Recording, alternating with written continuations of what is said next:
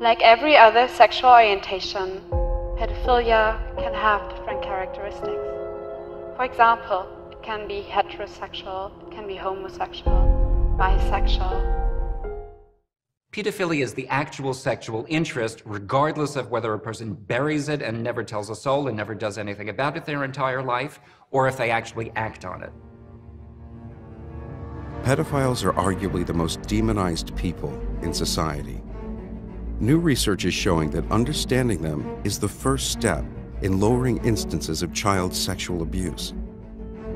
Pedophilia expert Dr. James Cantor's groundbreaking and controversial hypothesis that pedophilia is a developmental disorder in the brain resulting in sexual attraction to children attempts to demystify the causes of pedophilia. This documentary does not seek to vilify or condemn pedophiles or to undermine the concerns and fears of parents and society, but rather to understand pedophilia and its cause. Did you know that until 1973 in America, homosexuality was considered a mental disorder? But as America's moral values changed and as homosexuality became more socially acceptable, the American Psychiatric Association voted to remove homosexuality from the official list of mental disorders. The American Psychiatric Association no longer recognizes homosexuality as an official mental disorder, and the U.S. military has a don't ask, don't tell policy concerning one's sexual preference. Is pedophilia a sexual orientation? A psychologist at the world-renowned Center for Addiction and Mental Health in Toronto says yes. Dr. James Cantor says pedophilia is an inborn condition, not a learned sexual behavior. Nobody chooses to be attracted to whatever it is that they're attracted to. Nobody chose to be attracted to adults. Nobody chose to be attracted to children. In 2010, there were more than 213,000 tips involving child pornography. In 2017, the number of tips was more than 10 million. The number of cases that are happening, it's an avalanche. I mean, we just feel like we're dishing the ocean out with a spoon.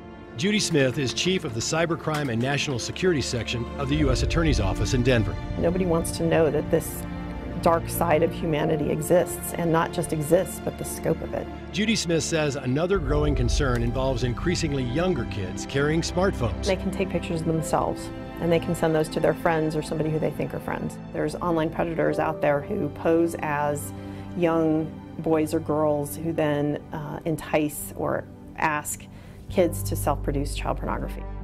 We live in a sick enough society already. If we pass some sort of law that pedophilia is a sexual orientation, we are taking 5,000 steps backwards. One only hopes Canadians heed Fleury's warnings before it's too late. There's always a message left somewhere in the movie. It might even be a message that's against your own morality. That's how you're downloaded through entertainment. It's there to alter and direct the entire culture for someone else's purpose.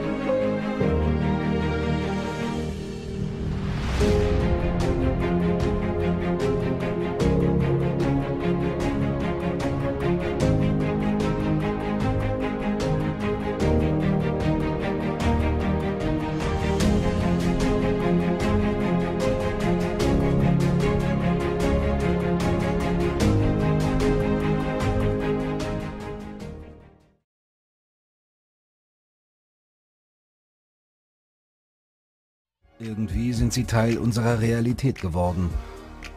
Irgendwie ist es inzwischen normal, dass schon 11-Jährige sich so anziehen. Wer würde sein Kind so aus dem Haus gehen lassen? Millionen von Eltern in Amerika und Europa tun es. T-Shirts mit Sprüchen wie „Wer braucht schon ein Hirn, wenn er so gut aussieht?" oder „Pornostar der Zukunft" sind Verkaufsschlager. Die Kleidung von Kindern hat sich nach und nach verändert, von keck über anzüglich bis hin zu unverhohlen sexy. Man nennt das Sexualisierung, in den USA für viele Normalität. Eine 13-Jährige, die heutzutage herausfinden will, was es bedeutet, eine Frau zu sein und all das wahrnimmt, hat nur die Chance, eine Frau zu werden nach dem Vorbild von Britney Spears, Paris Hilton, der hypersexualisierte Typ. Entweder sie glaubt an dieses Bild oder sie entscheidet sich dafür, unsichtbar zu sein. Für eine Heranwachsende wäre es aber mehr als ungewöhnlich, sich für die Unsichtbarkeit zu entscheiden. Music, particularly among adolescents, is a very powerful motivator of behavior. I don't think we should underestimate the power of music because music touches the limbic system or the emotional system of our brain, which actually, though slower than other parts, can overwhelm all of the other parts.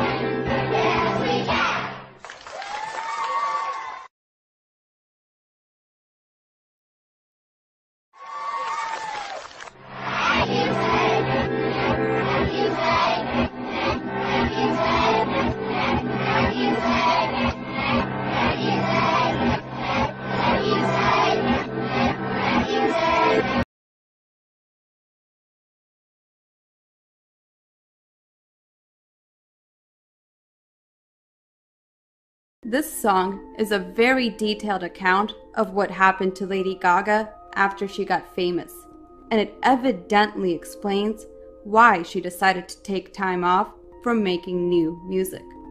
This video is clearly stating that the entertainment industry is in fact the perfect illusion, and that it was not at all what she originally signed up for.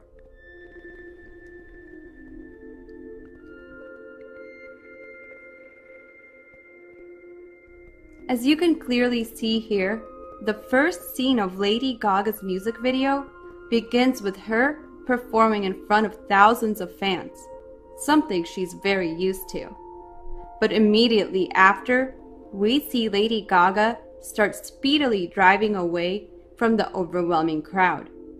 This undeniably represents Lady Gaga's leave of absence from the Illuminati-controlled music industry.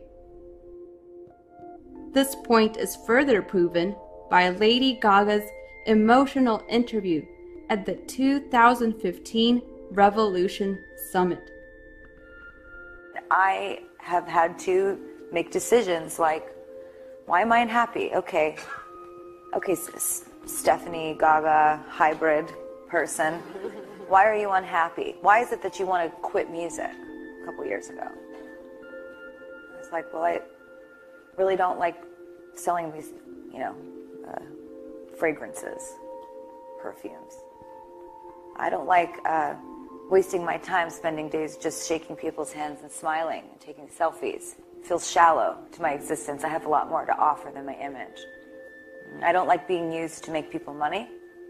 I feel sad when I'm overworked and that I just become a money-making machine and that my passion and my creativity take a back seat. That makes me unhappy. So what did I do? I started to say, no, I'm not doing that. I don't want to do that. I'm not taking that picture. I'm not going to that event. I'm not standing by that because that's not what I stand for. And slowly but surely... As the video continues, we see Lady Gaga hastily driving away from the evils of the industry and the uncontrollable crowd of fans that constantly swarm her. As she's driving, she ends up lost in a barren land that's void of all life and is completely desolate. The image of the barren land has very occult ties and is frequently used throughout various music videos by the elites. To further understand the symbolism of the barren land or the desert, we must read Luke chapter 11, verse 24. When the unclean spirit is gone out of a man, he walketh through dry places seeking rest, and finding none, he saith, I'll return unto my house whence I came out. And when he cometh, he findeth it swept and garnished. Then goeth he and taketh to him 7 other spirits, more wicked than himself, and they enter in and dwell there. And the last state of that man is worse than the first.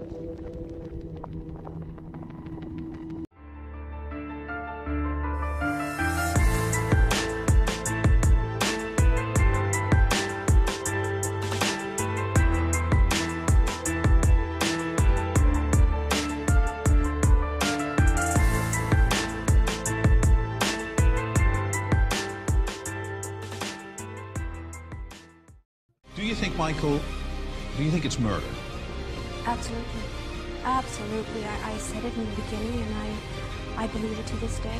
You must remember Michael told me repeatedly that they were going to kill him, that he was going to die. And who did it?